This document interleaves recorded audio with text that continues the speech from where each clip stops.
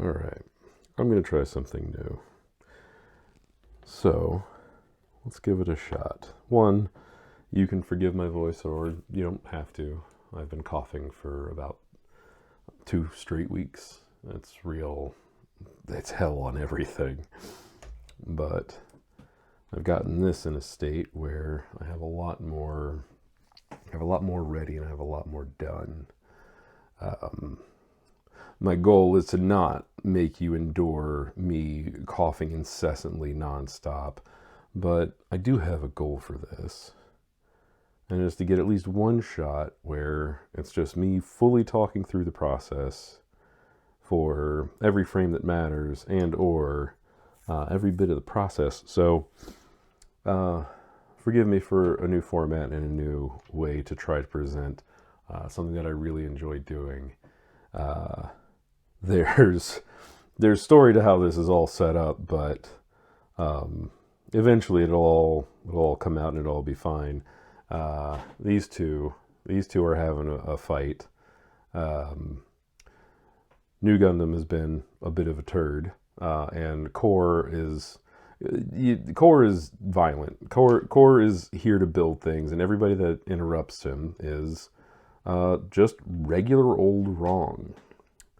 So right now, all I'm trying to do is figure out how I actually want to set this shot up.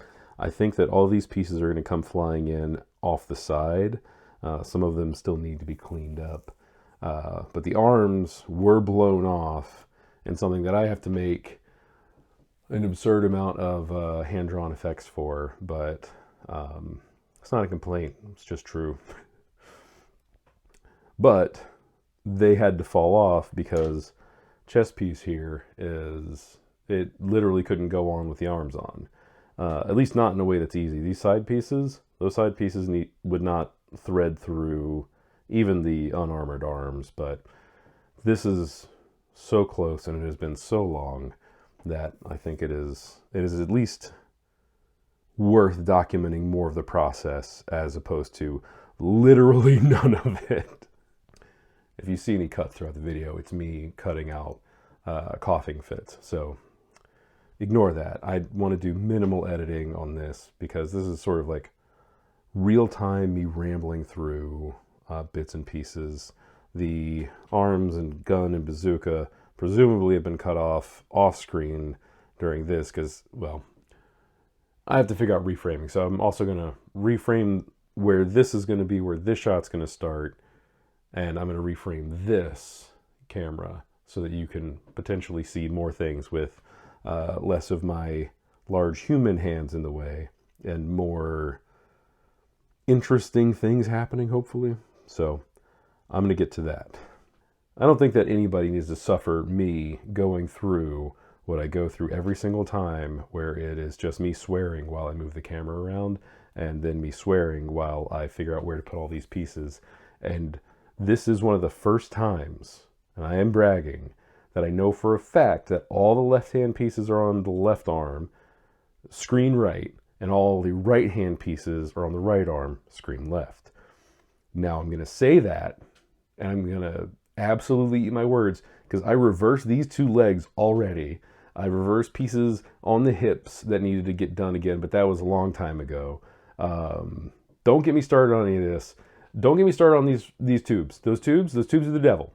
Those tubes are the actual devil, and they are, oh man. Now, you would think it's losing pieces. No, it's using the wrong screws because there's a screw in each. All right, you know what? I'm going on a rant. I'll go through the rants in the middle of something more mundane. I'll be right back.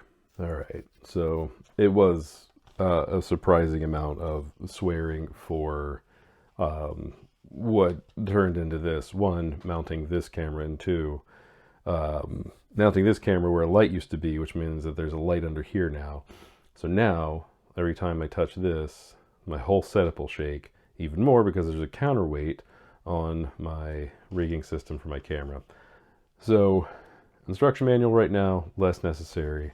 Fun fact about this perfect grade, at least, it comes with a construction manual and an instruction manual for how to actually pilot a Zaku and Zaku tactics that are all written in Japanese, which I cannot read.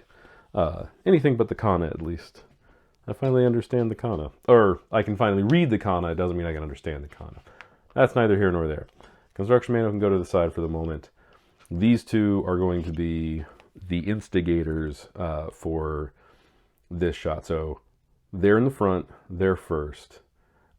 These pieces are going to get moved out of the way so that it can just be a raw arm in a, like, I've been downed and destroyed pose. Not destroyed, but in my 2D drawn effects, I want smoke coming off of this, and I want these pieces to come in a lot like these armor pieces did, because there was an event, which means that I had an excuse to not break every single runner in order all the time, nonstop, no matter what. No clue if any of that is even intelligible, but it might make sense if I can finish one shot. So the goal is to finish one full shot, and one shot means one camera placement, one finished action in that camera placement that continues the story from where it was to where it will be, so that the next shot can start. So if we do that, we've achieved our goal. And it's really not that bad. If all these little guys right here, really kind of in a good place for me. I refused to build this on camera. So I built it off camera. It has several very slippery polycaps, and it's split in half, and these pieces are small and fiddly. So I made a judgment call, and I did the same thing with the shoulder piece. It's not interesting to see this come together in pieces at the cost of my sanity. And we'll talk about my sanity through the course of this in what I call therapy. No, we're not therapizing me during this at all. If anything, this is the opposite of therapy, because it's going to drive me up the wall. Down the wall? No, up the wall. I'm getting lost in the weeds. So I still have some nubs cut off, so I'm just going to do that. I might speed forward through it. The fingers I'm not super looking forward to, but they are one of the first iterations. I'll show it to this camera that it is not going to focus on very well. It's one of the first iterations of two different kinds of pouring. So there's two different kinds of plastics that have two different levels of interference, so that you have cast pieces with joints. Anybody that knows real grades knows exactly what this is, and the technology's improved. But this one is interesting because it's so much chunkier, and there's so many more chunky pieces that come off that are still attached to this that are completely different parts of the runner. So I think that's neat. All right, I'm going to get through some nub removal and also figure out how to maneuver around two cameras now, as well as a dangling wire that is threatening to make me absolutely freak out. This touching me while I animate, if I think it's a spider, I will freak out just a little bit, because I'm not used to having an extra wire there. Anyway, I'm going to shush.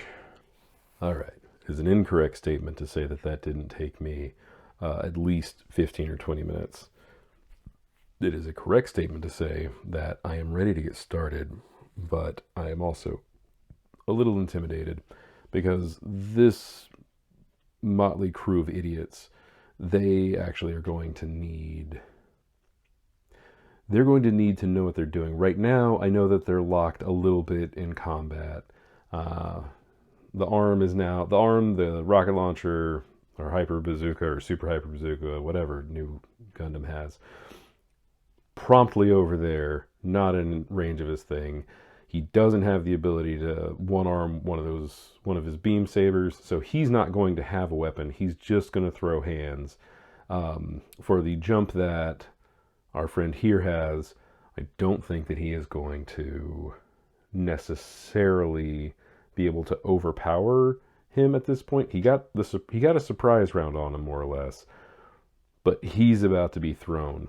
So there are rules to how this stuff gets put together, or at least I'm trying to follow some rules. So one of them is, he's the builder. He needs to touch and imbue this with something so that it actually regains life and starts putting armor back in itself. This whole suit has its sort of spark, its life. It's fine. This is all inside of my head, and I think about this with every single build. I try not to do anything completely mindlessly, even if it looks like I have been doing something mindlessly the entire time. It's also probably because I have, and then I came up with a reason for it later. Anyway, so I think what's going to happen, I'm going to need to blue tack him down so he doesn't slide. They're already blue tacked to each other a little bit on this side and on the butt. He is blue tacked to the leg of that, so I think I can get away with tacking this foot down, that foot down, and the head. And the goal for this shot is for him, or for New Gundam. They don't have any genders. They're literally big old robots. But if they throw core into that is a chance for core to spark that to life. It's also a chance for him to throw that sword away so that he is also now unarmed. And then from there, once that's imbued, these two get out of frame, and then this has a reason to come further in frame. So since they're further in first, they're the focus. When that gets touched, and then I figure out how to get him out of frame, then they both will get out of frame, and then this will be further forward, and then it'll be the focus, and that's just how this is going to go. So I think we have a general plan, and by the end of this, we're going to have one complete arm minus the shoulder. The shoulder can come later at the same time as the head, I think, because that seems like fun. So, equipment list. I have this sweet dragon frame keypad. I mentioned it before, but this lets me capture frames and do a bunch of stuff without without actually having to touch anything. It's fantastic. I wish it was not $100+ for a Bluetooth keypad, but because I have it, I will happily use it. And I have all the shortcuts I need. It just needs to pair. Blue light. Hey, not funny. This is not the time to run out of batteries. I literally just got all this set up. Okay, there we go. So we're connected. Let's get the settings set up right here correctly. I have it focused where I wanted to, so I would like manual. I did find that there's a way to do this where, okay, so auto looks an awful lot like sunrise. If you do auto and lock it, this has a chance to flicker all the time, or this image, and that is so utterly frustrating. But I have a lot more control if I pick one of these that's close enough to what I want. You know what? I'm going to go with fluorescent because I want it to be a little bit warmer anyway. Then you lock it with one of these selections, and now you don't have flicker. It is okay. No, that's a little bit too warm. We'll stick with sunrise and just live with it. Okay, so that's good. I'm focused in more than enough. It is more or less time to go. Blue tacking and unblue tacking thing is 1 point of stress. It actually adds to your stress pool, and if you reach 10 stress, you freak out and you stop animating. Fun fact. All right, so just enough to keep the foot down, but not so much pressure that I can't move it when I need to move it. I'm gonna lock down the bottom or the side of the other foot and just try to keep it out of frame. So it's not something that I have to worry about being in camera, something that I have to clean too much later. Or if you've seen anything that I do, you can find blue tack. I don't edit it all out. I get so bored and so frustrated. So I try to mitigate that from the get-go. I am going to tack down this shoulder just because I think it could be a fun pivot point to have, but it will not lock down the body so much that I can't do some of the things that I would like to do. Speaking of visible blue tack, now that that is invisible, this is already focused. This is ready to go. All right. Let's animate. let's animate. Every shot starts the same way that every shot starts. 3 frames. All right, those three frames do what I want. I want these two to already be struggling, so these 3 frames will probably get deleted in favor of making it look like they're resisting each other. So I'm going to make them go down and up every frame. So like he's trying to push the sword down, he's trying to push the sword up, but I think this hand will go down every 2 frames. This will go up and down every frame until this hand overpowers the other one. So normally I don't verbalize this and I just go hog wild. So I've turned on onion skinning so I can see what's happening. And if you see me do this, it's so I can see what my frames are actually doing. It's perfect. I would like just a little bit of resistance, and I would like to see how this plan works out. So a very gentle touch is usually all you need for subtle actions. If you've moved it a little, then you've moved it. That's all you need. So that hand is going up. That hand actually could go down a little bit more visibly. And the body, no, don't hit the head, you dip. But the body could, like, even if you can't see it moving, there's a really good chance that it is. So I'm going to make the hand go up a little bit. I'm going to put a little bit of pressure on the body so it moves. And I'm going to push the sword up.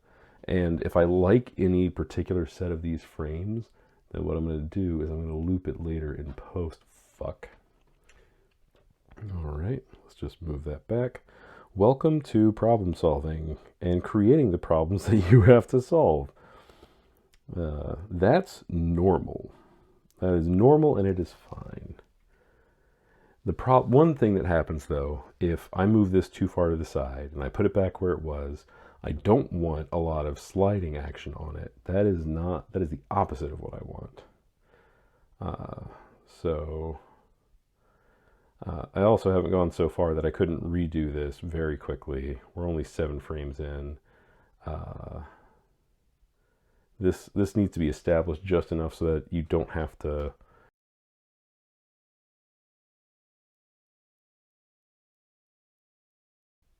All right, so the shake and the hit is almost exactly what I want. I want it to look like he's really trying to bear down.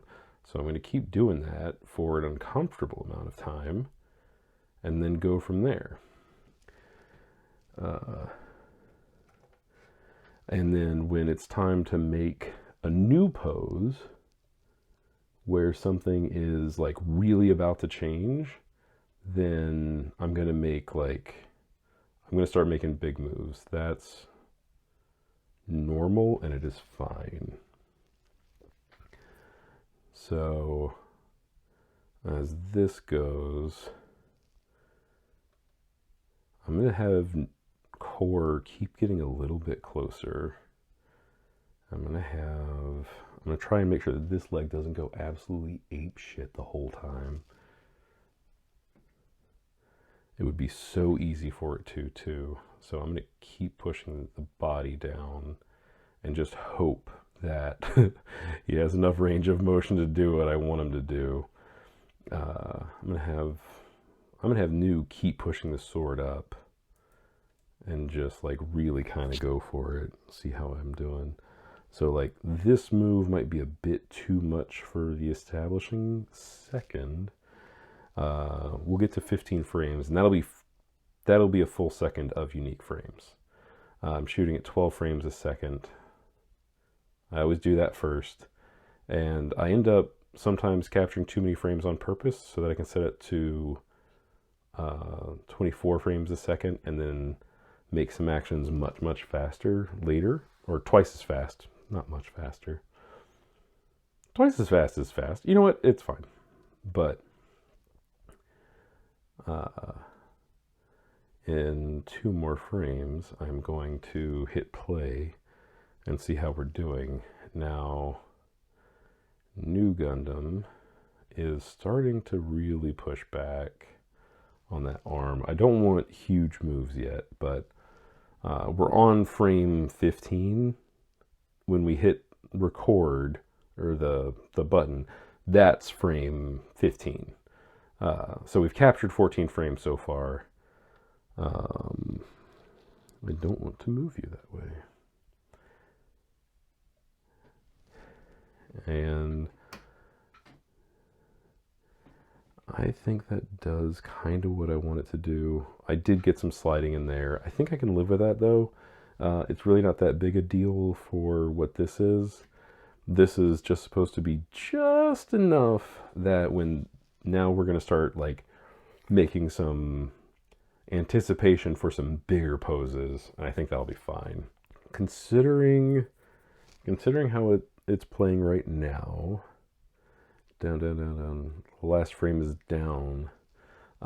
So I'm going to have one more frame like this, but I'm going to have New Gundam shift their body in a way just a little bit. I'm going to use that as a jumping off point for the next 2 frames where New Gundam doesn't have an arm for this, but what New Gundam does have is power and leverage. I'm going to have... There's one thing to always consider, and that's sort of like the weight of what's going on. Core Gundam and New Gundam are not Gunpla. They are full-sized Gundam, just as much as Perfect Grade right there. Perfect Grade Zaku is a full-sized Zaku. There is no reason to treat them like they are light, delicate objects. There's a reason to treat them like they are large combat robots at every scale, unless it's funny. If it's funny, what you do is you treat them like little baby toys, and you throw them around like it's literally no thing. So what I mean by that is, if I move him up, and I move core respectively down, like there's inertia on the head that the head doesn't want to move in that way, and the leg is actually trying to keep purchase on New's leg, but this is the beginning of a move that it's just starting, but what I think it's going to turn into is I think that New Gundam is going to push the sword up and maybe sever this arm in the process as a get off of me style maneuver. Which to me is a little bit funny, because it is not out of the question that several hundred more tons, or however much mobile suits weigh, they actually might weigh in the order of like 10 to 18 tons. I've looked up the weights before, promptly forgot them. I am not a Gundam historian. I don't know anything about New Gundam other than he showed up in in Char's counterattack and stopped a meteor, kind of. Spoilers for Char's counterattack, which was one of the better Gundam movies. I'm actually not very critical of a lot of Gundam stuff. I tend to like a lot of it, if not most of it. It's very enjoyable, and there's a reason I keep making all these kits. This is an animation channel. I don't want anything to confuse anything. This channel is for animation. It just happens to be really fun to animate Gundam mobile suits. So welcome to the bane of every core Gundam I have built, which is removing the arm because the sword was used against them unfavorably. This is one of the things that degrades models, is removing joints a lot. So I'm going to put some rotation on this. I'm going to try and keep core a little bit more where they were. And I'm going to, I'm just going to like fully extend this arm and see if I can't get, I'm going to see if I can't get an effect that I want where it's like a big rotation and a big motion that would logically like push core beyond their ability to stop this, which will require some cheating. So one of the things that you can and should do is hide your extreme motions by making sure that if you have a big move like what's about to happen, that you hide it with enough follow through and enough like secondary animation. I'm not even sure if I'm using the terms correctly. My dyslexic ass doesn't actually know exactly how to say it, but I'm going to attempt to make this make sense. And if it doesn't, I'll start the shot over. And then you have to deal with me doing that really good, like super awesome and effective shaking technique that I did. You'll have to deal with that one more time. What's the worst that could happen? Well, it's probably that. I don't want to waste your time. But I also am not in the mood to hide how long it takes to do animation like this. I don't hate this. I haven't hit play yet, but I'm going to do 3 to 5 more frames and see if the motion actually works. Although, to be fair, I think that there's a reason that this could work regardless. There will be some effects involved. I think that there needs to be some reeling. These machines, these mobile suits, they are large and heavy, and they have all the weight and gravitas of their respective everything else. But one thing that is important to me is that, at least like this, there is to some effect Toy Story rules, where there is a shock and awe to having your bits broken and removed. There is a reason for them to not want this to happen. Actually, let's hit play, because that's a little soft. All right, I'm going to delete the last frame, and I'm going to consider. All right, let's do this. So it's easy for you to see where my head is at. I'm just going back and forth through frames. So broken, I think I should actually, so this is the live frame that we're working from. I'm going to go back one and delete that. So one broken frame. Okay, I know what I need to do. The follow through actually needs to be more extreme than it is, and that's what is messing me up. The follow through needs to be eased out of eventually, not immediately. So I am actually going to make this a much more extreme move than it was.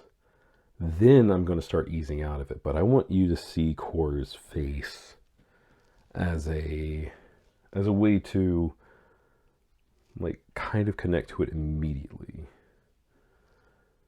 So an arm for an arm is such a me move. It's something that I do often and all the time. I blame Star Wars for being addicted to breaking people's arms off. Thanks, new Gundam. Hold on, for the love of crap. So anyway, regardless of all of that, what I am going to do is start easing more out of this. So now, pop! And sparks can fly in the post-effect process that I do and make this sing. And I can even slow down the frames, make it take 4 frames per second, or not 4 frames a second, go from 12 frames a second to 6 frames a second, and really like add in that extra oomph in effects alone. Because right now it's a little hard to tell what's going on. You see all this blue butt stuff. Sorry for saying blue butt stuff.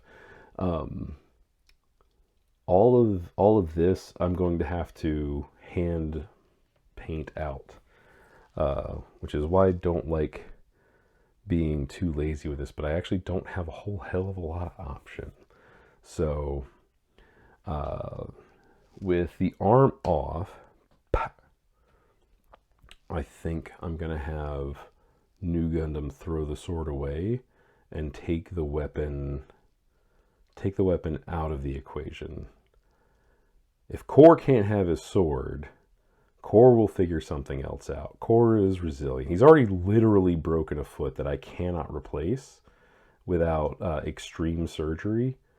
So the fact that he survived that, and that they're going to like really come back and just say F off New Gundam is a testament to Core's genuine, I don't care who you are, I don't care how small I am, I'm building a project and you don't realize that you're a toy. Every mobile suit so far has been kind of Toy Story, where there has been some connection to the character. There's been some connection to the mobile suit where they're a little wild. Demi Trainer was literally wild and was subjugated by their own sort of antenna. And so what I did was I had the GM, the grunt suit. Don't knock the camera, you dip. I had the grunt shoot that off, and then have Demi Trainer realize that it wasn't a threat. It saw what was going on, and the GM suit decided that it was their turn to help after they had gained some semblance of sentience after attacking a previously... Look, I've made my own histories for all of these. I hope that makes any sense whatsoever. If post-effect me has any say in it, then I will be actively putting up clips for context and then explaining myself, which I am not wont to do. I am not known for explaining myself, and I am not known for saying anything. However, if you know me in person, I will say literally everything, and right now you are in the midst of that version of myself. So, aside from the ramblings of an absolute madman, I hope that what you're watching me do, I'm holding this below camera so that I can have it like be an active part of being thrown. And then move it closer to camera and literally just let it fly through the fictional space. So I haven't been hitting play in between every frame, and I have no real-time preview like the actual Dragon Frame software that I have that requires me to connect it to things. So let's see what I actually just did. Grab it and throw it. Core is in a little bit of a shock state, so I think that's fine. I don't mind. I tapped the camera at one point, and I mentioned it earlier, but this counterweight, it's really an issue. It's an actual problem. And being 30 minutes into this is going to be easily an hour and a half long video and like 2 to 2.5 hours of my life. But we're making a lot of progress. We're at 34 frames. That's almost 3 seconds. We've almost committed 3 seconds of animation to this. So, I'm going to have an overlap of this arm reeling back. Core is despondent in some way, shape, or form. The number of times that Core has had an arm removed, any core that I've used, your Raven 2, this one's Earth 3. Wait, what was that? Oh, that last shot. I forgot that last frame was all the way in the camera. Almost every core that I've used has been slightly dismembered in one way, shape, or form. To me, kind of funny. To Core, they're tired of it by like a lot. They're done with my shenanigans, and at some point, Core versus animator, I think, has to happen.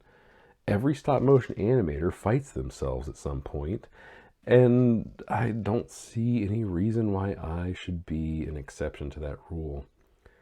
I've enjoyed seeing all the stop motion animators that have either chosen Gundam or anything else as their medium. I have a very succinct idea of what makes you an animator. All that it takes is that you need to animate. It truly doesn't matter the quality of it. Everybody's learning. Everybody's figuring things out. I am not the best in my field by decades and miles. But what I am is an experienced animator that really enjoys doing this. This is fun for me. And I think that there is value. If I've had multiple people say, this is something that I would love to do. How do you do it? Or something of that nature. And this is how I do it. This is year 3 of me stop motion animating.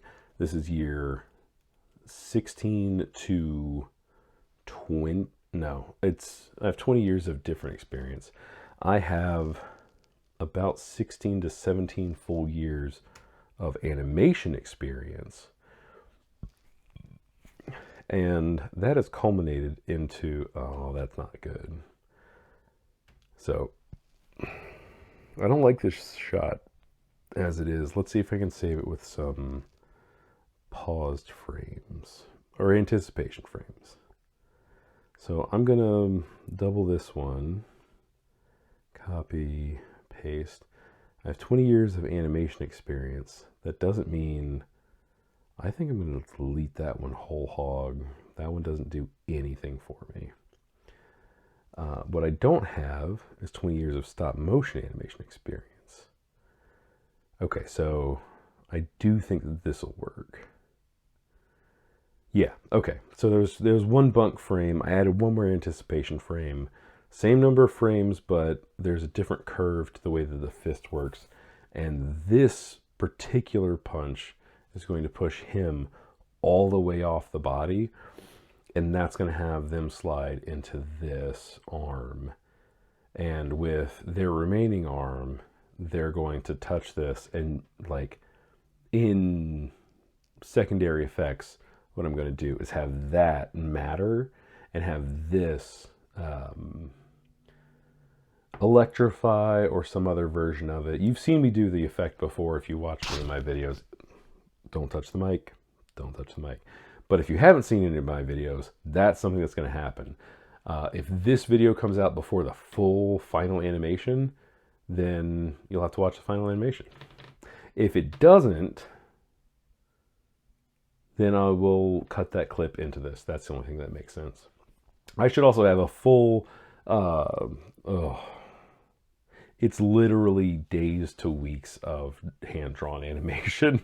So maybe I shouldn't do days to weeks of a single effect thing to keep people's attention. So this actually needs to be a big frame. This goop ball can go. And this can finally come off.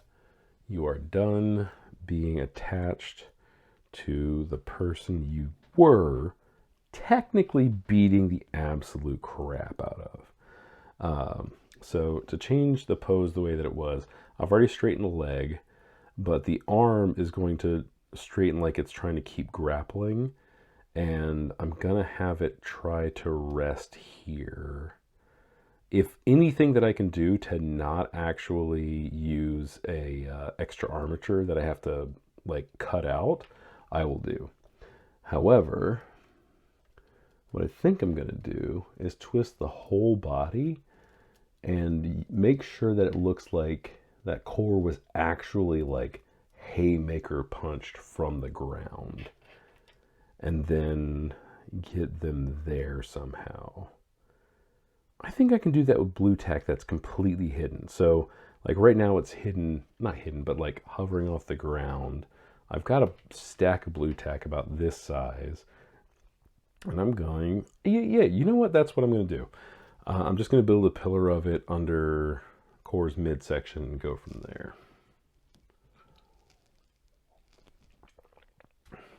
But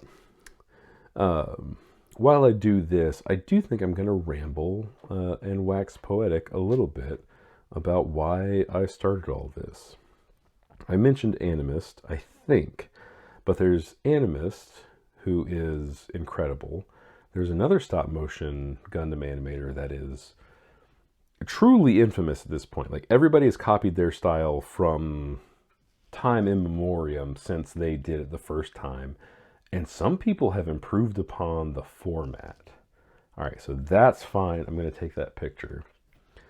And I think that there's something to be said about, it doesn't matter if you made the format, but it does warrant respect that when you do it again, that you absolutely obliterate the last thing that you did. I will not compare animators to animators. I will compare animators to their previous works, because that is how that kind of goes. You're not in competition with other animators. That isn't how this works. Animation is art. Art's not a competition. And if art is a competition, it's expressly stated when you start doing it. But you competing with yourself, one of my favorite things, stop motion, the channel is Stop Motion Gundam, I believe. I don't know exactly where they're from, but their language sounds familiar. Every time I see a video that they make, like, they've improved something, there's this, they've started adding music, their sound effects have gotten better, they've started using white tack, which is blue tack but white, which makes more sense for their board. Stop Motion Gundam, if you're hearing this, dude, you're literally awesome. You're fantastic at what you're doing, and every time you do something, you do it better, and nothing but like mad respect. And you're doing it more consistently in a way that's like something that I don't do. I'm older. I'm gonna start blaming this on me being older. No, I have less energy than I used to have. I have less, I have plenty of motivation, but what I don't have is time. And the things that are important, YouTube is not a career. It has not made me a single penny.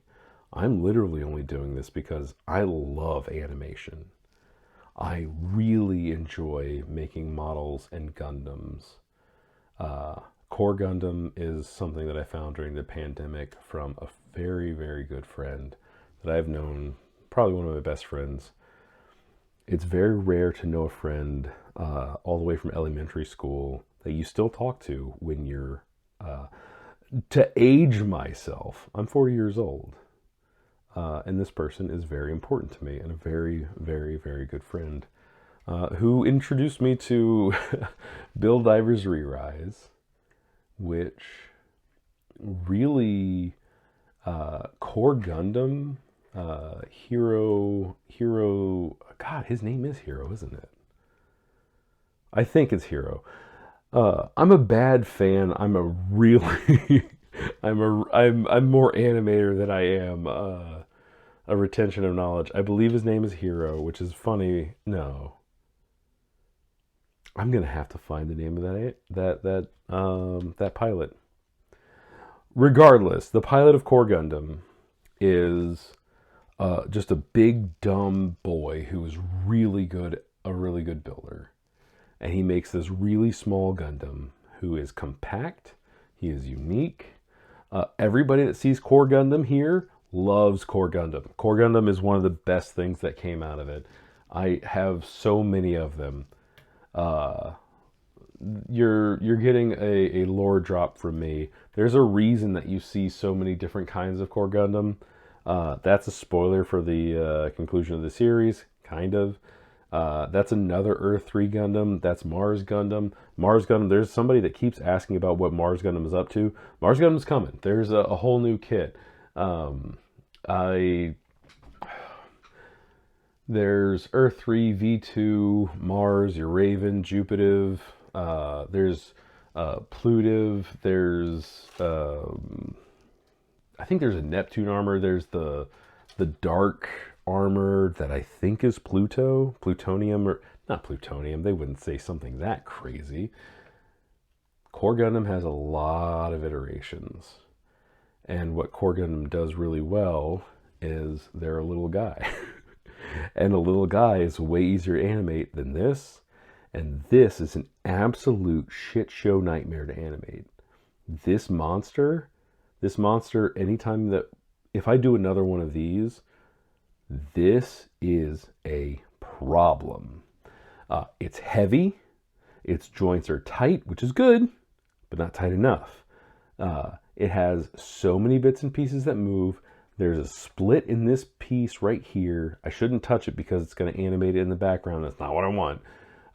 Like, this whole thing is a problem. This is fantastic. Core is the absolute GOAT for size to weight ratio for what this is. So Core has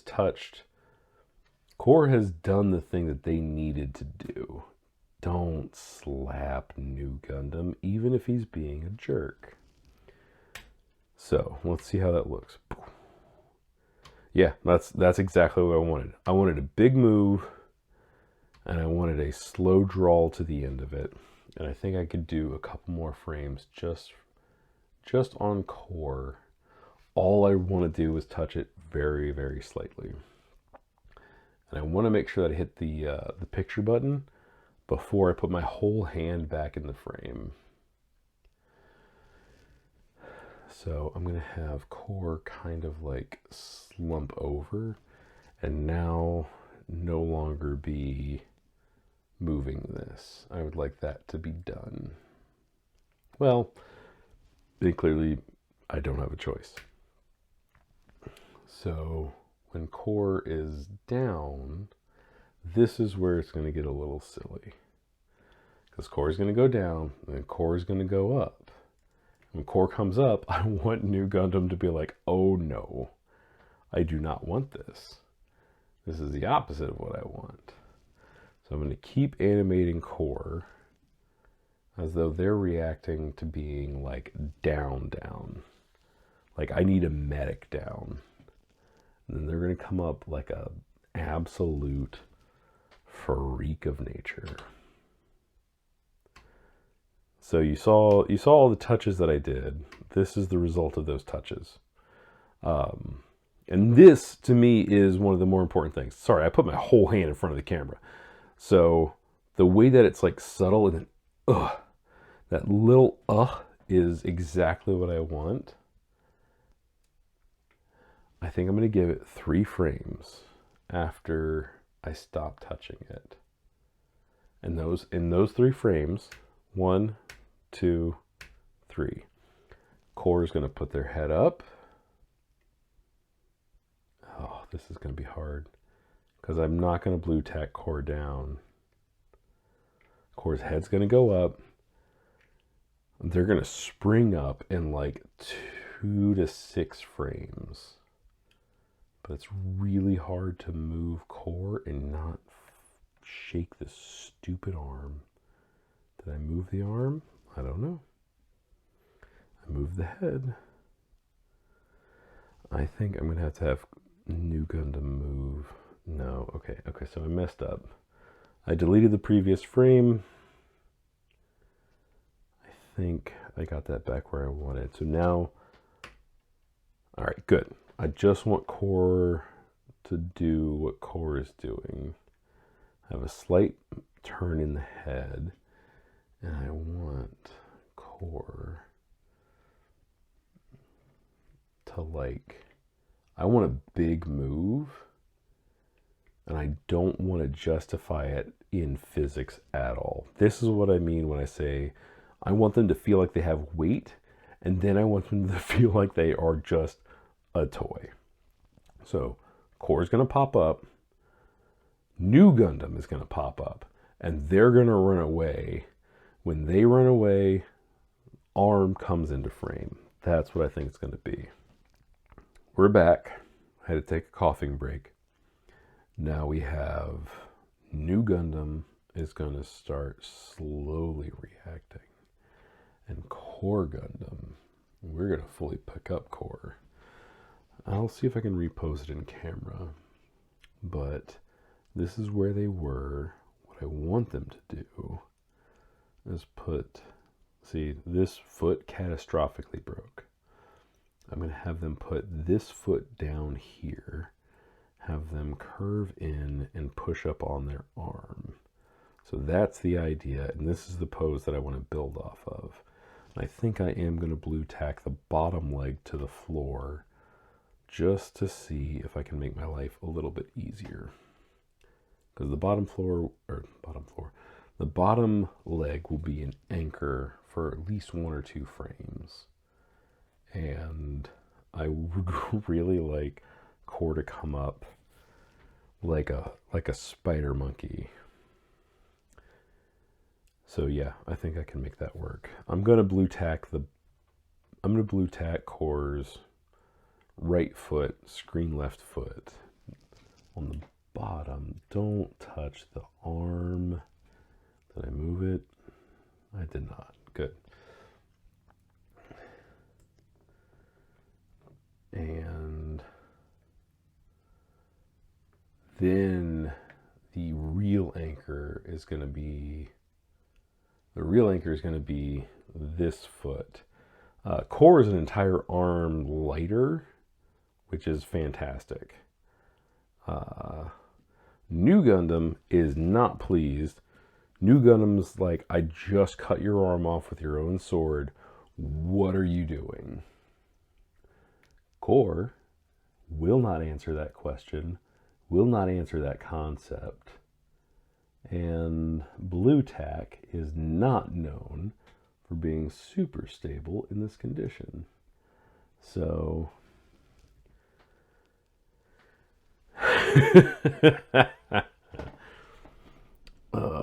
pardon my arm. I have no way to do this in a less destructive way.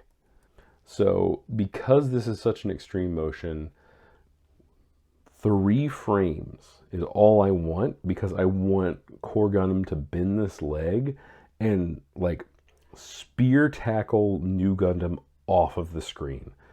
This has had time to charge. This will have After Effects put onto it. After Effects hand-drawn effects in Procreate Dreams. And that is an important element. So fun fact, this thing right here is a real pain in the butt to take on and off. But what it is a really good way to make new Gundam fly, because I can put a stop motion rig on it, an alligator clip, and it supports the whole body. It's kind of fantastic. So I don't want to take it off. So now it's a permanent part of new Gundam, and I will not take it off. We'll see if I edit out any of the stop motion rigs, but so far we have not needed any for this shot. So I think there's going to be something funnier to do with new Gundam, which is have them come up slowly and have core Gundam like be an ominous threat. I think core Gundam spear tackling new Gundam off the screen is way funnier than anything else that I can do. And then the arm will be back in focus for the real purpose of what this shot is for. This is all set up. This is literally all set up so that I can finish one of the arms. I think that there will be a secondary shot after this. God damn it. There will be a secondary shot after this that is specifically for, excuse me, that is specifically for touching the other arm with Core Gundam. So that is something that is seen. Okay, so that frame doesn't work for me. We're going to delete that, and we're going to do this one again.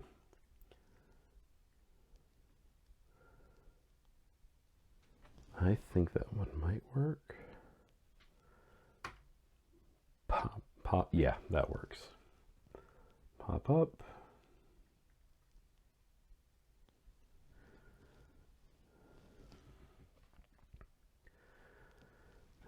And very, very gently have them move forward. I've stopped making new Gundam react. I'm a little worried about how this is going to look.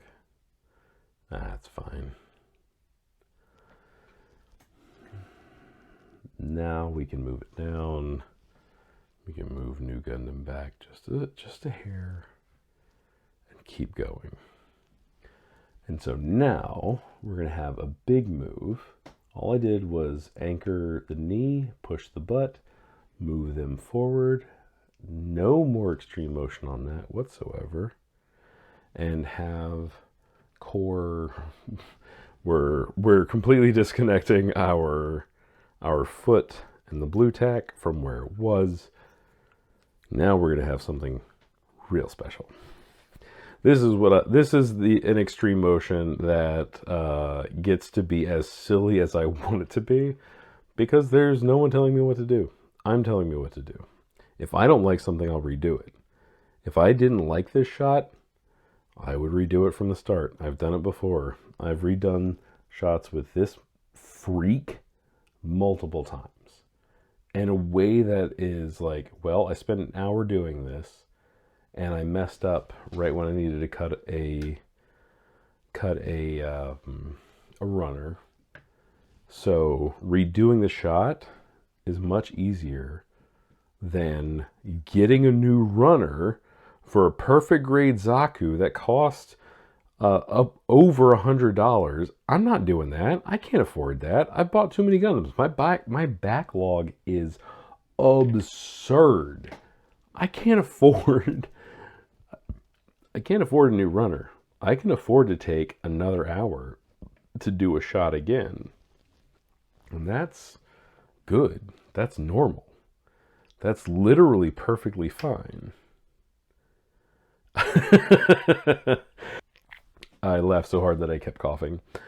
So literally just an extreme like this is silly enough that it counts for me in a way that is, it's fantastic. This is exactly what I wanted. It's not fantastic animation, but it is very silly.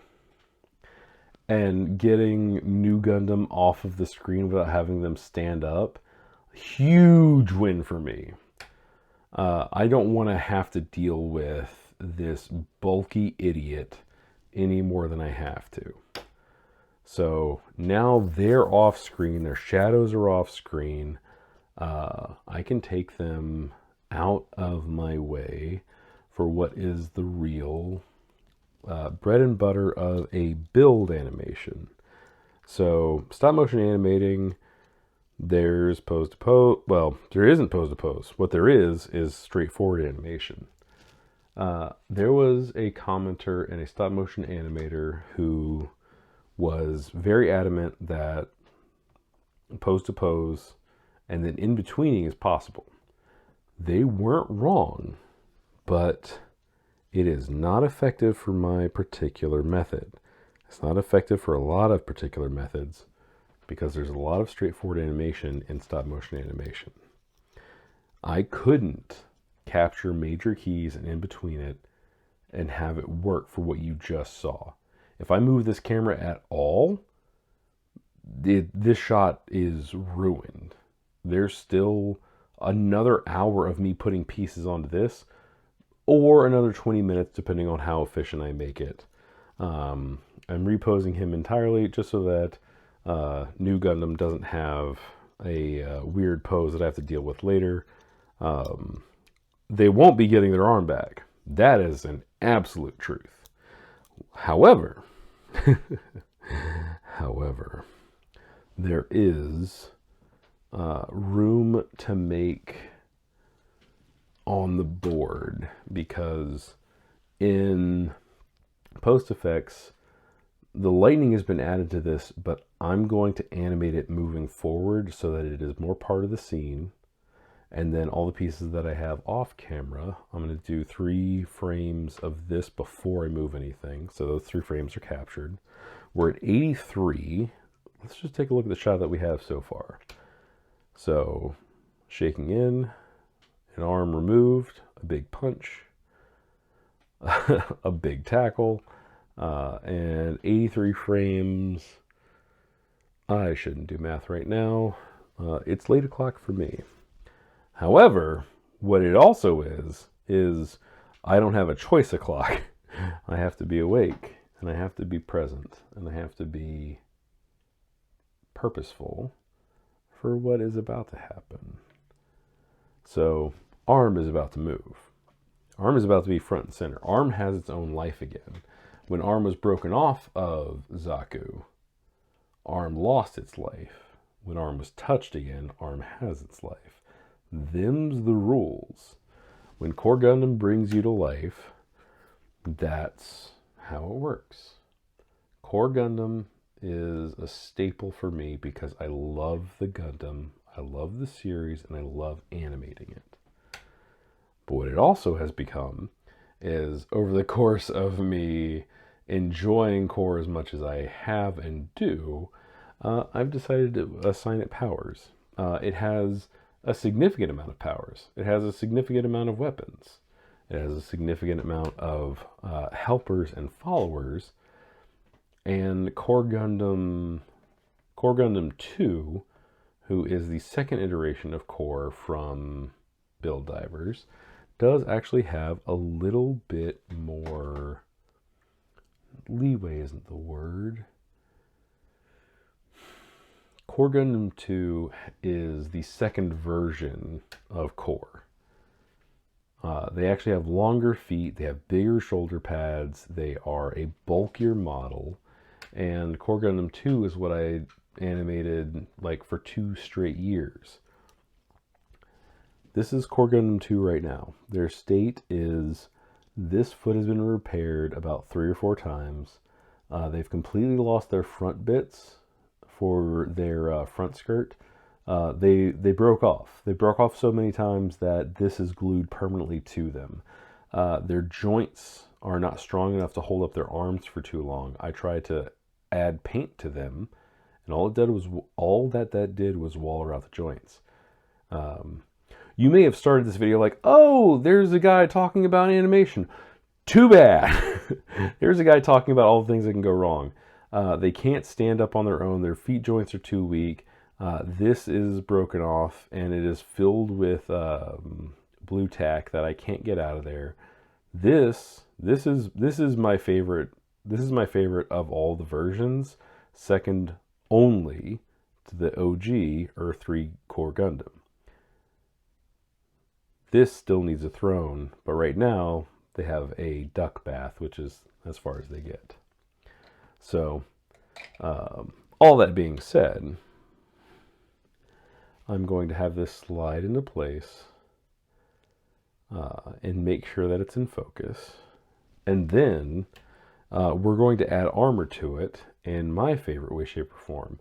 So we've been doing a lot of straightforward pose animation, but this is more akin to sort of replacement animation. It's a stop motion phenomenon. Phenomenon? Well, you have to have pieces, period. That is the end of the sentence. If you don't have the pieces to make something happen, you're not going to make animation.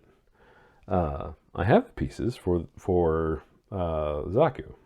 Easy. They have to be put in place and put together, either sitting here or I have to pick it up and put it together and then put it back. That's one of the things that is tricky, because when I add shoulder pieces like this, something that immediately happens, this has different dimensions, and what was sitting smooth is no longer sitting smooth, and I have to deal with that. So when you're animating as a stop motion animator, you have to consider that little bits and pieces of errors are part of the process, and that's normal and it's good. So take that into account. Take it with a grain of salt, because all I do is animate alone. I'm a one-man show right now. I've been a one-man show. I made a second table with my own 2 hands, and I haven't used it for anything but storage yet, because this takes so much time. So consider there are potential other workflows with people, with helpers, with like-minded individuals who are good at what they do. Consider that as a possibility, that you don't have to work alone. I'm working alone because it's easy, and because I don't know any other stop motion animators. But all the animator friends that I do have and do know appreciate stop motion, and it's very motivating for me to just keep going and keep trying. So all that being said, I am putting off looking at the instructions and figuring out what the first piece I should put on is, but it's gonna be the shoulder, and then we'll see what happens from there. All of these pieces and all of these men, except for the hand. I think the hand might have to come first. Ugh, I think the hand's gonna come last. Fuck that. I think that I can get away with doing the hand at the last second and then going straight for the armor and the elbow, and then going for the hand for the last bit. And at the end of this 2.5+ hours, good God, 2.5. If you're watching this, 1, thanks. That's great. But 2, oh my God. I just want you to know that sometimes 2.5 hours is light. I also want you to know that sometimes 2.5 hours is way more than this, because I don't have to do all the assembly and like brain power thinking. I don't know. I put the construction manual down. I need it. So you're getting all of my thoughts in real time. What do you think of this? To me, this is insane. Nobody should hear what I have to say all the time. Would this work better as a streaming format, or would this work better as an edited video? Let me know. This is one of the few times where I'll say, hey, in the comments, do you want something like this in a stream? Or do you want something like this that is not in real time, where I can edit out my coughs, I can edit out my pauses, and I can edit in extra informative video? Let me know. If you've made it this far, period, let me know, because that's fucking absurd. Pardon my language, but only if you want to. Do literally whatever you want. All right. I think that I have my plan of action. So one of the problems that I have is one of these pieces has to go under the top of that arm. So I'm going to have these come in from the sides, where they're not coming in from the junk pile. The junk pile is there on purpose. It's literally like the dead runners and the dead nubs from the construction process. So I'm just considering my options. There are a lot of things that need to go under the arm in its current formation. I think I'm going to keep that current formation. I don't think I'm going to abandon that. And I also would like to check and make sure that's in focus. That looks fine. Yeah. All right. I think we're going to get to it. Sorry for the delay. And thanks for watching. Hey, No, don't touch the arm. Like and subscribe if you want to. So this piece is correct. This piece goes under the top of the arm. So here's what we're going to do. I'm going to have it come in one frame here. These pieces are going to move fast. So this is a piece of advice for all stop motion animators, period. If you want something to go fast, let it go fast, and then you'll see what I do, where I let the piece that it's going to react to it. So one frame there. Move forward a lot. Screw making it smooth, make it fast, make it snappy, make it move. Next frame there. Next frame about equivalent. So like I moved about a piece length each time. And now I have to move my hand under one phone camera to move it under here. And I am going to do that. So there is a bit of suspension of disbelief where I need this to not be so extreme emotion. So this is roughly where it should be, but this piece is starting to cant or turn this way. So that piece is turning, and in the next frame will justify this motion. So you see, there's no getting around this. This has to be higher. So I'm going to hit capture frame. I'm going to see what it looks like. It comes in fast, right? So coming in fast means that letting it react slow is the way to make it work. Now, it also involves, in this case, picking it up, turning it, and knowing the orientation of the pieces before you start putting them together. That's huge. So this goes together. I'm trying not to touch the table too much because I'm going to shake the camera, or I'm going to freak out personally. So this needs to move down. Now this piece is in place. Now that that piece is in place, let's move this reference piece right here back to where it was. We can even, okay, we can't move it down. That's actually permanently the height that it is going to be, and allowing it to move that much, right? So we hit capture. Let's see if that frame is good enough. I could probably have it move a little bit more. So I'm going to go back. I'm going to delete one frame, and I'm going to have it move more and twist more. I want the center of gravity to be the middle of the arm. So pop. I like that more. I'm going to move it more here because when I tap this, the center of the elbow stays roughly where it was, and this goes that way. So we can see it twisting. And that twist is something that is important. I really hope this audio comes through. I hope that this audio comes through. Good God, I'm tired. So, normally I wouldn't go this far, but this arm is kind of monumental for me as well. Like this has been months in the consideration and the making. And when I landed on this as an idea, this was a week ago.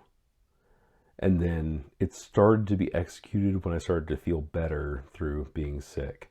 And that idea is important because the idea I've been thinking about, but the execution needs to be finished tonight. I can't move this camera. I can't stop recording. This has to be done.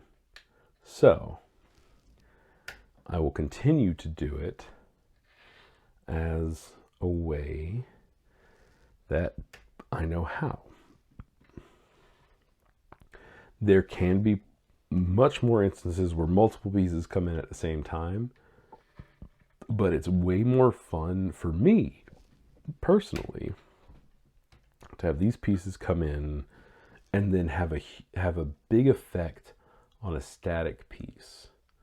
So if I can let it balance, all I'm doing is balancing it there and then twisting the arm and moving it like there's the inertia of like this piece alone could be 700 pounds, easy.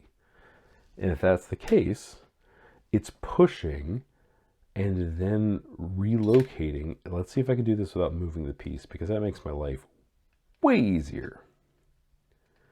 I don't think I'm going to get away with it. So I am going to move the piece. But the way that these pieces move, I've considered for at least a week and a half to 2+ weeks. And of course I would remove a piece that is important to a different part of the way that this functions. Perfect grades are a different beast. I'm used to high grades. I've done real grades. I've done master grades. Perfect grades are a different beast, and doing an old one first has taught me something very important. I don't know a damn thing about perfect grades. And that is an important piece of information to have. So, okay, moving on. We have the previous frame where the piece is lodged onto it. You can see that right there. And then the next frame, it has pushed it upwards. And we'll continue that momentum. But now we're going to make it more exciting and have more pieces come in sooner. So let's see what the next piece is. Even if I wasn't narrating, this is about how long this takes. There is no way to do this faster. You literally just have to do it. So I'm going to have this piece, which has to come under and go under this part of the arm, come in from here and just keep the arm moving where it should be moving, because it has to settle. That settle animation, it has no reason to stop. But this new piece animation is coming in while this is still settling, and that is more interesting than letting it fully stop and fully retract and fully calm down in the eye of the storm that is created from animating pieces in general. So every time you see me bump it and move it, it is kind of a hard commit, but it's one of the things that adds to the way that I do things. If you want to do things this way, do it. You have my full permission to take any method that I use, try it for yourself, see if you like it, and then do it as much or as little as you like. Animation does have style, but you know what it also has? Sharing. One of the things that makes us all better as animators is not staking claim to a particular idea, because that's silly. Motion is motion. I actually might have moved that piece way too much. Oh, I did. But I kind of like it. I don't.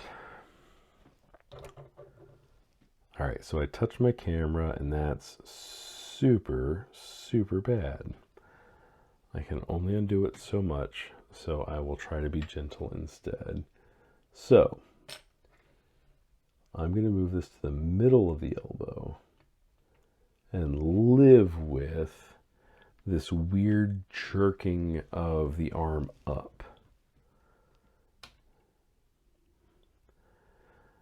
But I can counter animate this bent later, one frame later, and let that happen. So what that means is bending the elbow, having this find its home, and see if, yeah, I think that's fine. Let's capture the frame first. Yeah, that's more than fine. So having this elbow bend was a better part of what this is.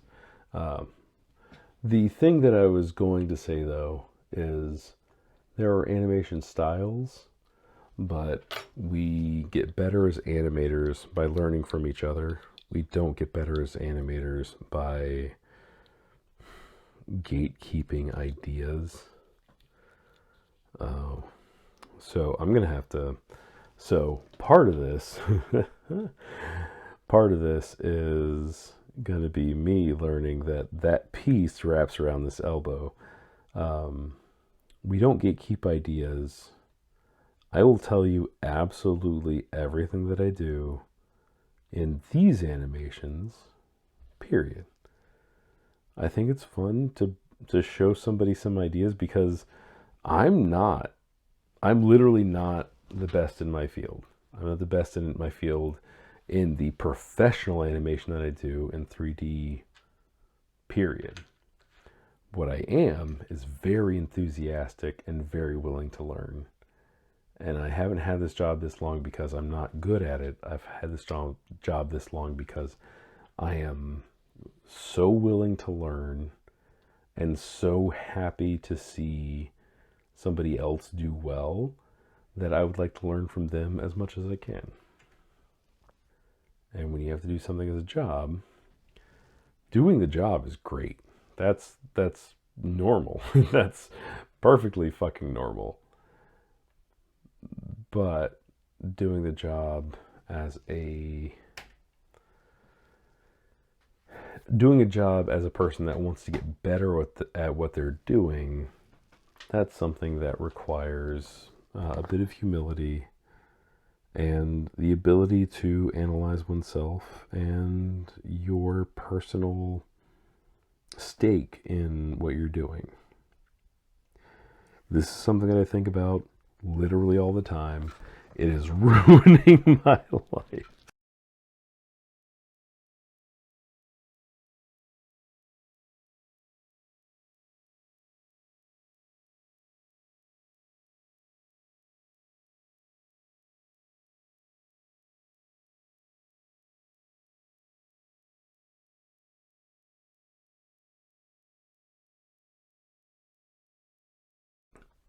Moving this part of the animation along, and I think that at this point you get the idea. You get that if there's a motion, there is a strong counter motion or a strong relaxation into it. Ease in and ease out is a lot of very common nomenclature for animation in general. But what this ends up being is there are big motions. Come on. Blue tack is one of the more frustrating things to work with because it is affected by temperature. And now the temperature upstairs is 70 plus degrees Fahrenheit, not Celsius, because I'm still alive. And that being said, it wants to wiggle. Man, I don't even know the sentence that I started. This is why I don't typically talk. This is why I don't typically make real-time videos about this. So I'm going to keep pressing on, but let me let you consider that this is a very particular part of the process. This is where the mobile suit itself starts to actually like really come together. And there is an issue that I am encountering right now where that elbow can't be bent that much. There we go. Okay. So let me see if I can get it back to where it was, and let me see if I can get it back to bent the amount that it should be. So this should be about here. That should be about there. But I didn't increase the elbow that much. What happened? Anyway, I don't remember what I was saying, and that's normal. That's normal because I am still classically sick. I'm no longer contagious, but what I am is in a perpetual state of brain fog. And I can't get rid of it all that easy. Anyway, from an animation perspective, this is fine. Let's see where we're at. Yeah, that's okay. But we're closing in on the end of the shot. However, there's elbow pieces that need to come in, and then the hand needs to come in. When the hand comes in, this arm is complete. When the arm is complete, we're done. And we're only at an hour and 29 minutes of recording for this particular video, but there's probably a good 2 hours that's already been recorded. I'm going to animate that bend a little bit more extreme. Not move it quite so much. And then have it start relaxing immediately, because we no longer need it to be bent, to my knowledge. I could find out that that's wrong so fast, so quick, so easy. But this is where we are. Okay, so this is where we're at. We might not even be in the full focus that I would like to be for what this shot is. I kind of don't care right now. Focus isn't as important as the shot that's going on, which is a lie. You should care about focus. So we're at 144 frames. That is 12 times 10 is 120. We're over 10 seconds for this shot. 144, I believe, is 12 seconds. So we're not in a small, this is not a small shot. This is one of the more major ones that happens. And I think I'm going to go, I dropped something on the ground. I'm going to do something a little silly, but this piece is the correct piece. This is the piece that was on the floor.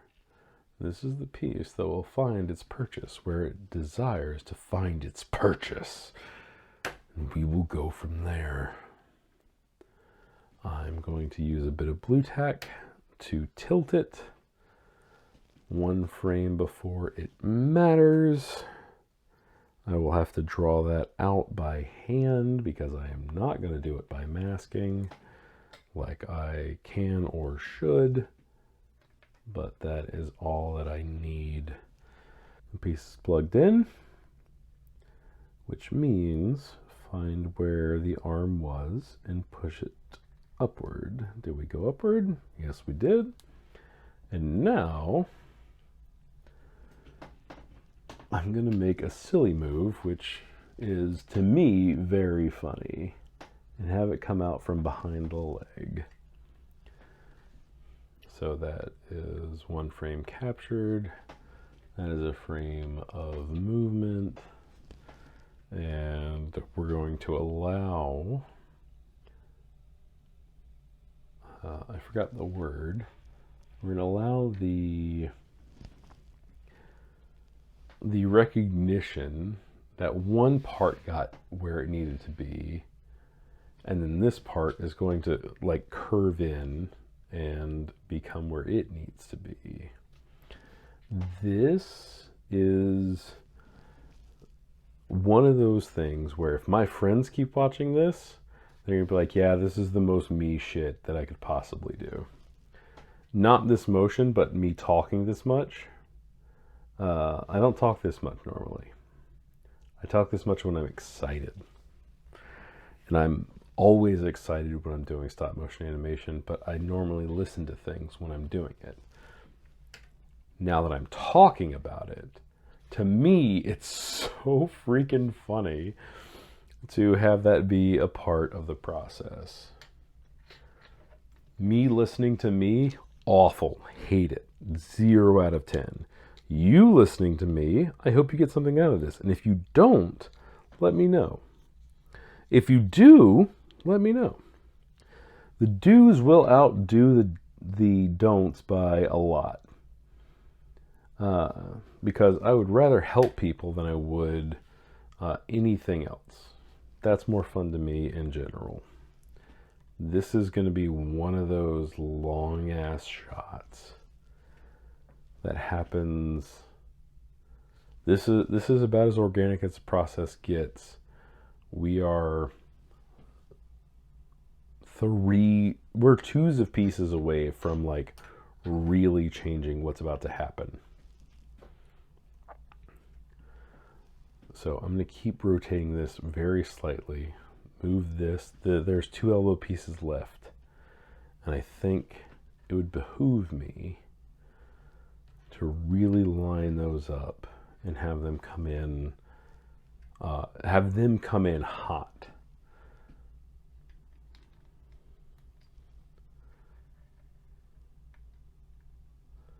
There we go.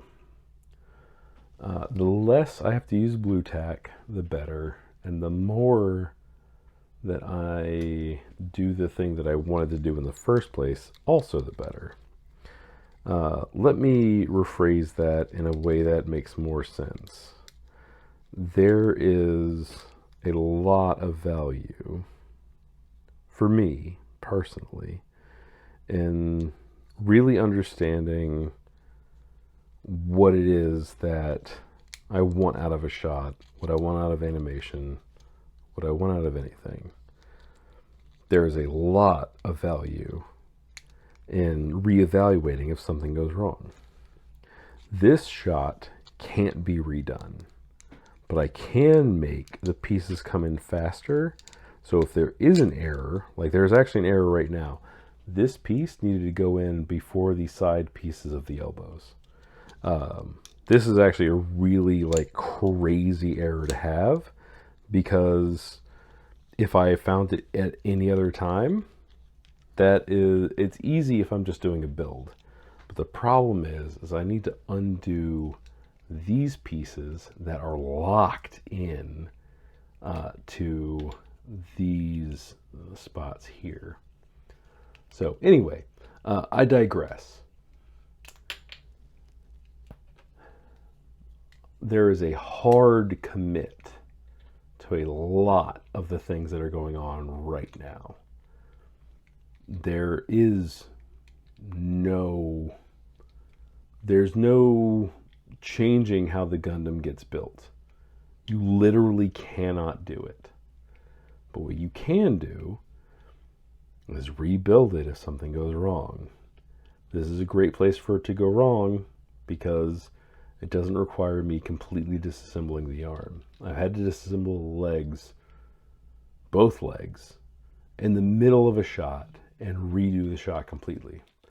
That was devastating, but if I didn't do it, the build suffers, I suffer, and my train of thought is lost. I don't know what I was talking about, and I don't care. I care a lot. All right. We're down to just the hand. Do not move the camera right now. This is not the time for that. Come on. All right, the elbow comes up. When the arm comes down,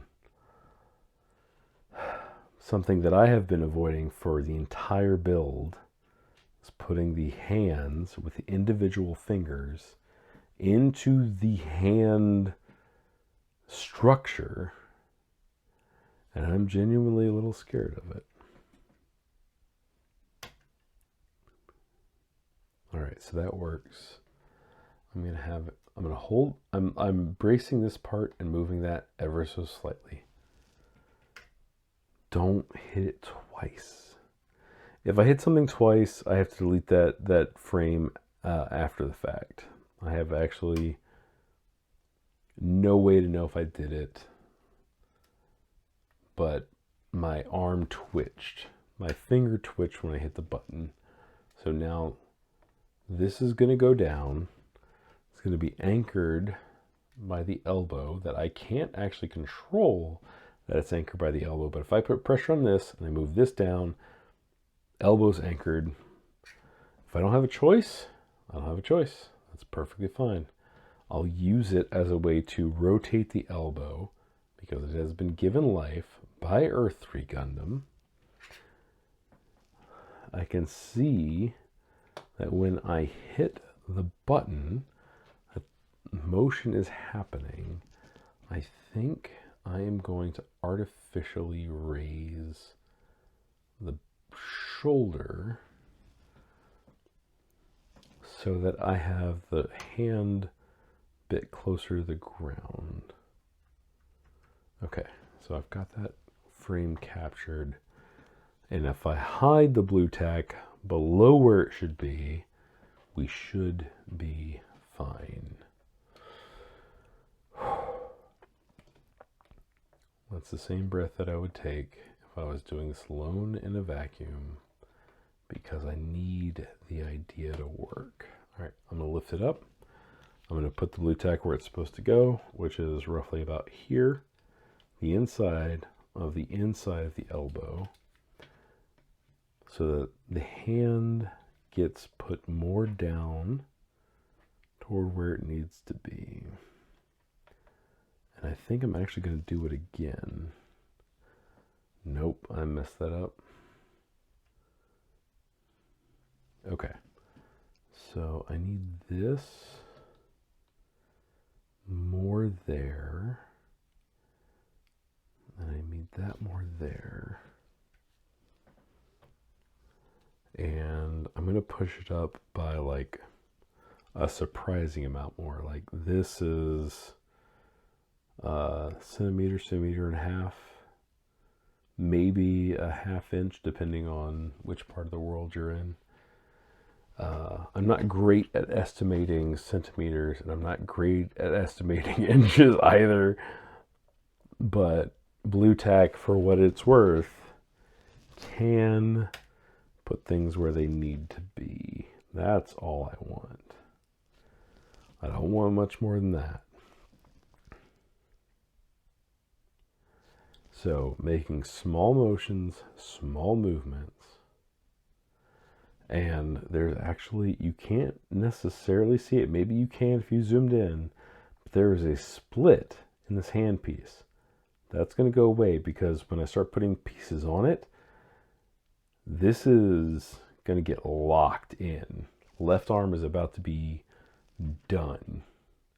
I'm so excited. I'm so excited, and I can't hide it, but I really want to. So, let's see where this goes. I'm going to tap it just that much. Even if you didn't see it, even if you don't see it here, I touched it with my fingernail. That subtle enough movement is perfect. It's one of the best things that you can do, is the gentlest of touch. I'm anchoring my finger to ground, and thumbnail to target, and just a gentle push. You want to know how you do subtle movements? That's it. So, this is in position. I've been avoiding the hand for probably 6 full months. The last time that I made the arm insides, I avoided doing the hand because I didn't want to. And I didn't want to because it's really, it's honestly just really intimidating. So I believe it is J3. That's going to go here, here, and in 2 frames, very quickly, going to move to attach to this piece. I have to remember that gets to stay in place. That's awesome. We'd love to see it. However, I am intimidated as hell to see it because that is not necessarily what I want, but it's what I got. So, the slight split in pieces that I said you may or may not have seen before, that is being closed in my arms and hands at the moment. You don't get to see it because it requires a surprising amount of force and a surprising amount of stabbing into my thumb.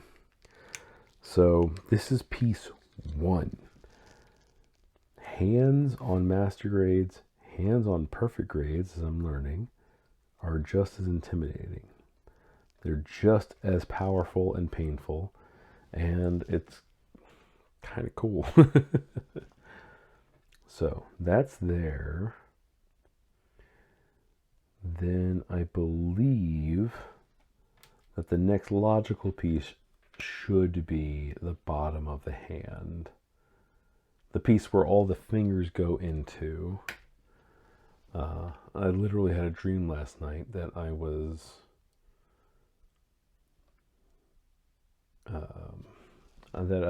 doing this as a public performance, like a theater. I'm not a theater kid, but I appreciate theater kids. As an animator, I am nothing without theater kids. As an animator, if you are one yourself, you should find a respect for them if you don't already have one. There's plenty that they have provided for you, and there is plenty more that is just like, I like theater is the silver to golden age of Disney, and you should understand that, period. So, let's freaking go. We're in finger territory where each finger can be animated individually. Each one of these fingers has so much less weight than anything else that I'm going to have them come in one frame after the other. I think that is the only responsible way to do it. I'm going to blue tack a little hanger at the bottom, and we'll see what happens, because this is why I put this off for 6 months plus. When you saw the arms come together and somebody rightfully asked where Core Gundam was, because Core Gundam had just gotten their foot blown off, and I was so depressed that I didn't know what to do with that, that's just kind of where I was. Now, when the arms came together and there was no Core Gundam, somebody rightfully asked, where is Core Gundam? And then I found him, I found what I wanted to do with him, and then I did it. All right, so that's one finger in.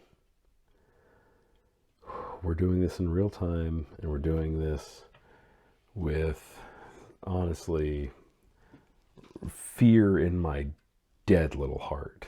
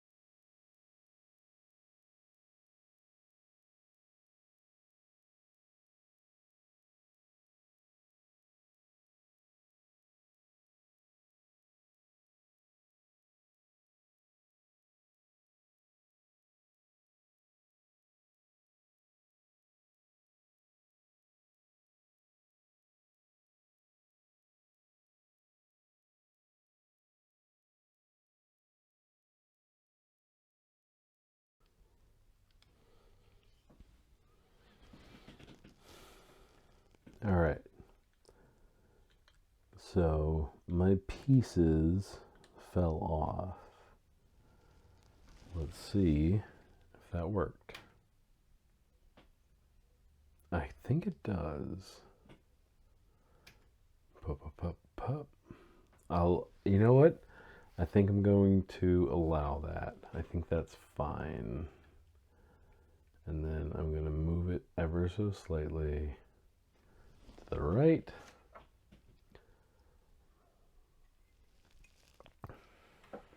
And then go from there.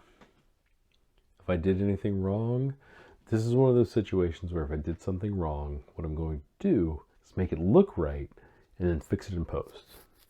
And by rotating joints or whatever I have to do to make this be correct. Because I'm not doing this again in animation, but I'll do it again in construction. If that happens, such is life. That's fine. C'est la vie. So, let us continue. We have all 4 fingers on. If we have all 4 fingers on, according to the instructions, we only need the top plate, and then the bottom plate secures the thumb. So we can do the top plate, we can do the A7 and the top plate, and then do the thumb and still be fine. So I think that's what we're going to do. Oh man. Let's make sure I know where the actual top plate's supposed to go. I think that that's how I have it oriented, and that might be one reason that I have to redo things in the grand scheme of things, which to me, kind of funny at this point. But we're almost done with a shot, which means we're almost done with the video, which means I'm almost done with the evening. I am deliriously tired. Because I have a full-time job. This job pays me nothing. This job is because I really like the craft. So, this piece is going to have to go on top of that. I think that I'm going to have that come from the ceiling. What is this? Pop, pop, pop, pop. Yeah, that's fine. And this piece would go on top of that. So this is going to have to get reversed. Oh, God. All right. Let's not worry about it yet.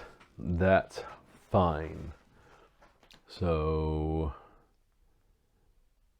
those fingers can get rotated, and then in the bottom, the thumb can come in. All right. So I think that's what we're going to do. We're going to do this. We're going to use our little wire that we showed at the beginning. I might have shown it in a previous video. I do not care. I don't care what I did before. Let's show you what I'm doing now and go from there. That is more important than anything that I did in the past.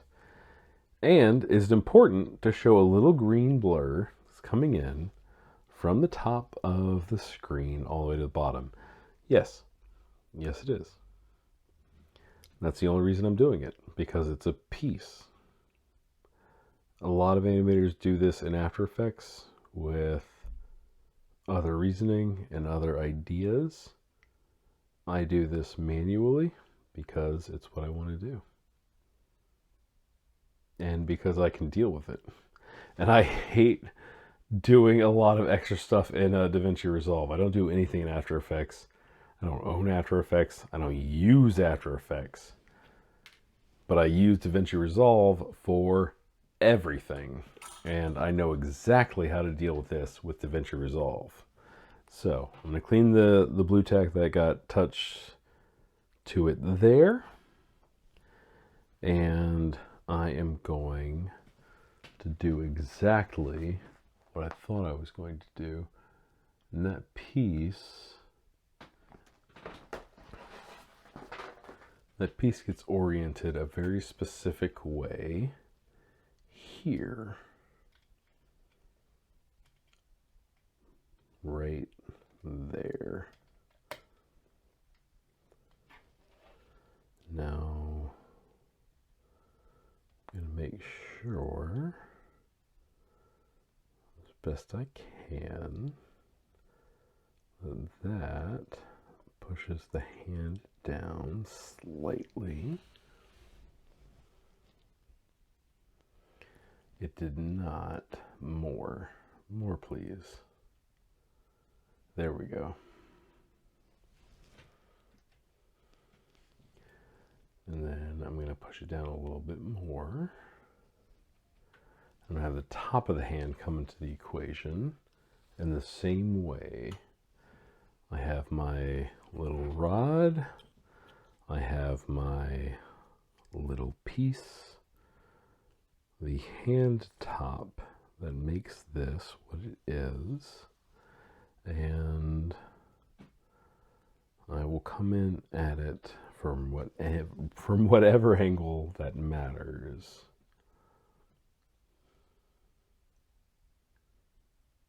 There we go.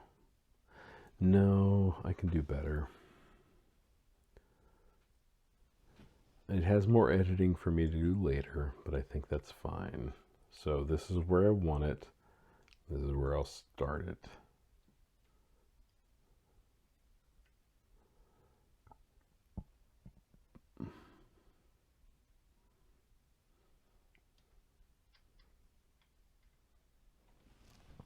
So I touch it ever so slightly, but I try not to move anything because it gives me one more frame to play with. In case I want to remove it, I can for impact, but if I want to keep it, it's there and I don't have to worry anymore.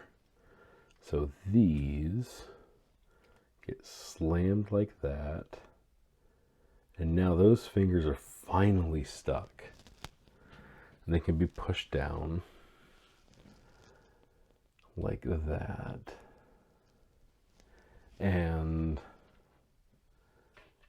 the thumb can come in like this, I think. Yes, because this piece will come in. So we're all getting tired. Everybody's been at this for hours now. Let's make sure that we can finish this together as people and potentially as new friends. If you've made it with me this far, 2 hours, into an idea, thanks. If you didn't make it this far, or if you skipped this far, honestly, thank you. It doesn't matter. Doesn't matter if you watch the whole thing or listen to the whole thing or whatever mad ramblings that I have. They are less important than getting the job done in a way that matters. And I'm close to getting the job done in a way that matters to me. So, that being said, I'm about to find out whether or not this works, period. There's an entire frame here that I have to pick up.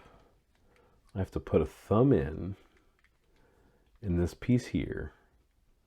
And if this thumb doesn't go where it's supposed to go, and the bottom plate that I'm going to not animate coming in doesn't matter. If that doesn't matter, then this worked.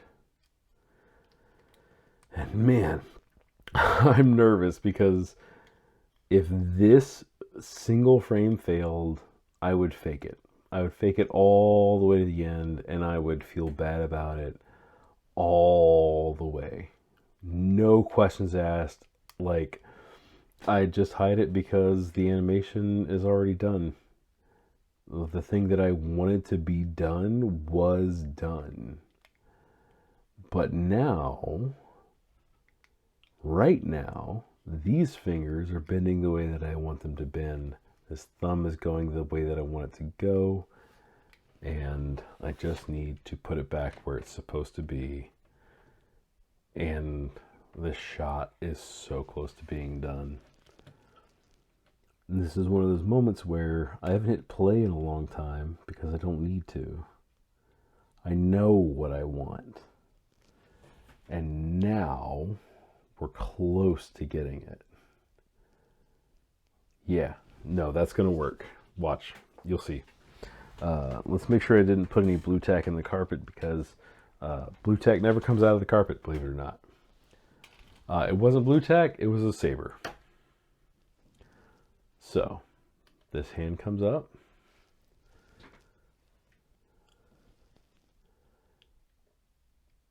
Don't go too far. Go further with the fingers. There we go. And then a little bit more, a little bit more. And then relax them back down.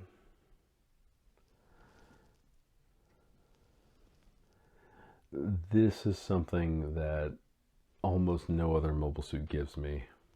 Perfect grades and high grade Psycho Gundam have individual fingers, and there's some real expressiveness that you can only get from fingers that you can get from perfect grades and really large high grades or master grades. So I'm hoping that over the course of the rest of this build, I can use the fingers, thumbs, etc. to show what potentially a face would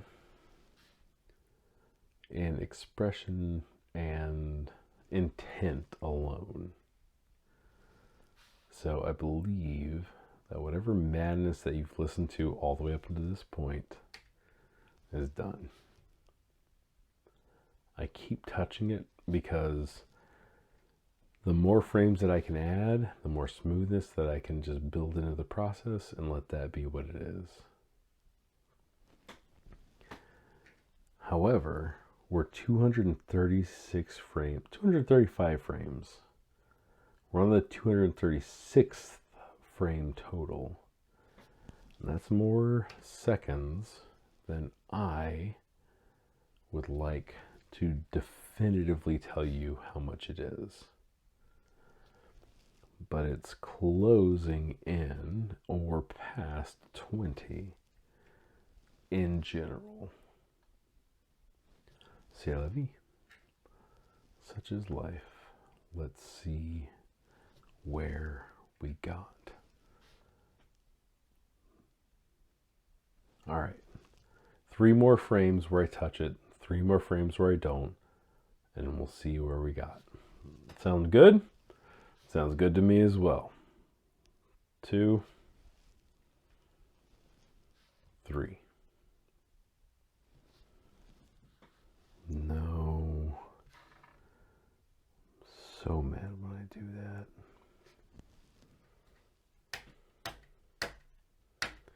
250. Why not? All right. Start of the night to where we are right now. It's been 2 hours and 15 minutes of this video recording, but it has been easily 2.5 hours total. What do we do? Resisting, breaking, punching, spear tackling. All right, we got the pieces coming in. Got the hand coming in. And that's it. That's what 2.5 hours looks like. It's honestly not as much as it could be. I've animated 30 seconds in a night before in 3+ hours. In 4.5 hours, I've animated 3 seconds in a more complicated shot. This is just where we are right now. And I am exhausted. I'm exhausted, I'm tired, and I'm good with this amount of work. This is exactly what I wanted. And there's a general satisfaction like this when any shot is done over this amount of time. 2 hours is not insignificant. It isn't something to compare yourself to either. This is 2 hours for this particular shot. It can take 3, 4, 5. I've taken 8.5 hours on single shots where every single piece of the armor is visible. I've killed an entire phone battery or 2 in the middle of shooting these things. This isn't insignificant. This is hard. So when I say that this is what I wanted, this is what I wanted. But I have a whole other arm to go. And I'm going to shortchange it by a little bit. I don't have the same intro where the two boys are battling. Maybe Core Gundam touches the other arm and that's all that it takes. It might take 2 to 3 seconds to get Core Gundam to activate the other arm before those arms go back to where they belong, which is on the Zaku. So, what's done is done. Thank you very, very much for watching. If this is useful to you, let me know. If it's not, that's fine. Analytics can go fuck themselves. That's not what I'm doing this for. This isn't a side hustle. There is no money involved.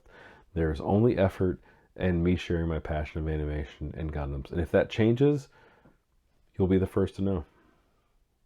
Because what is this hobby if not with transparency?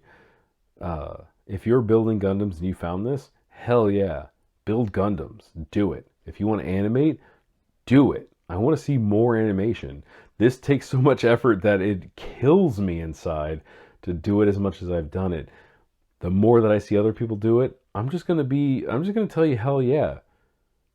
This is for everybody. Everybody that wants to do it should do it. So if this is helpful, great. If my ramblings are helpful, awesome. If they're not helpful, well, I got bad news for you. I've only got one setting, and it's ramble like an idiot. Anyway, thank you very much for watching. Thank you for your time. If you made it this far, you might as well subscribe. Why the absolute hell not? If you don't want to, don't. If you don't want to like it, don't. If you do like it, hell yeah. Anyway, the night's over. The arm is done. We are 1 arm, 2 weapons, 1 head away from completing the shots and builds for this build, and I am excited for that no matter what. Thank you very much.